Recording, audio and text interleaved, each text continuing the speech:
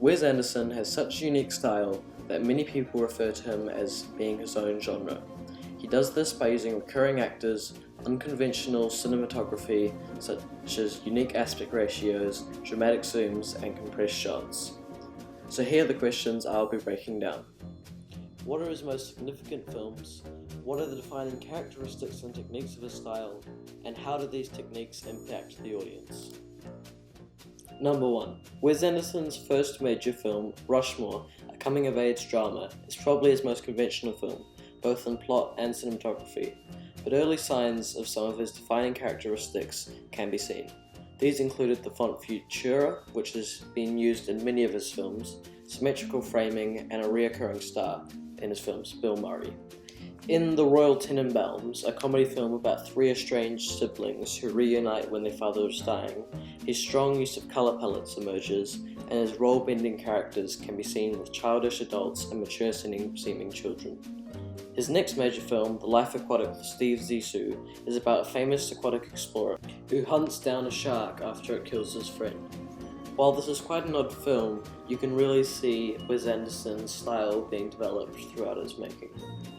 Arguably Wes Anderson's most popular film, The Grand Budapest Hotel, is also one of his most unique. It tells the story of Gustav H., a hotel manager who is wrongly framed for murder, and his friendship with one of his lobby boys. Wes Anderson's first animated film, and the film to Roald Dahl's classic children's book, Fantastic Mr. Fox, applies many of the same techniques that make his style so recognizable in his live-action films. And finally, his latest film, Isle of Dogs, which was also animated, tells the story of dogs who are deported from Japan after dog flu in the future. The key to Wes Anderson's style is meticulous attention paid to the design of the worlds that he creates, and direct directing, which means that the audience only knows exactly what he wants them to know and feels exactly what he wants them to feel. A major way he does this is through carefully picked colour palettes which reflect the style and atmosphere of the film. Because almost everything in Wes Anderson's films is made from scratch, he is able to dictate exactly the feel of the film and how it looks to the audience. This includes everything from the set to the costuming to the cinematography of every scene. A major part of Wes Anderson's cinematic style includes his clever use of symmetrical framing, where he places the subject directly in the middle. This isn't often seen in filmmaking, where often the rule of thirds is followed, but by breaking this rule, Wes Anderson creates a refreshing and interesting style.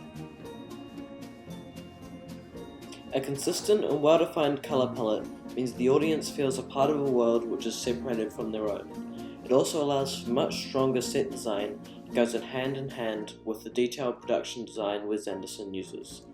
His detailed production design has a similar effect to his colour palettes, in that it helps the audience believe in and become immersed in worlds he creates.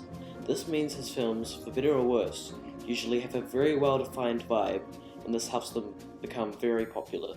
It also means the audience can get a better feel for the characters they are watching.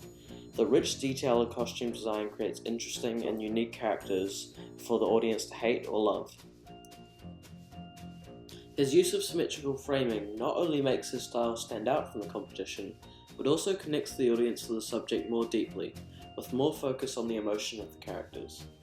The symmetrical element also adds to the beauty of the cinematography, and the way it challenges the audience's suspension of disbelief can actually be a positive, as it aids the world-building characteristics of the style, making the shots more charming and unusual.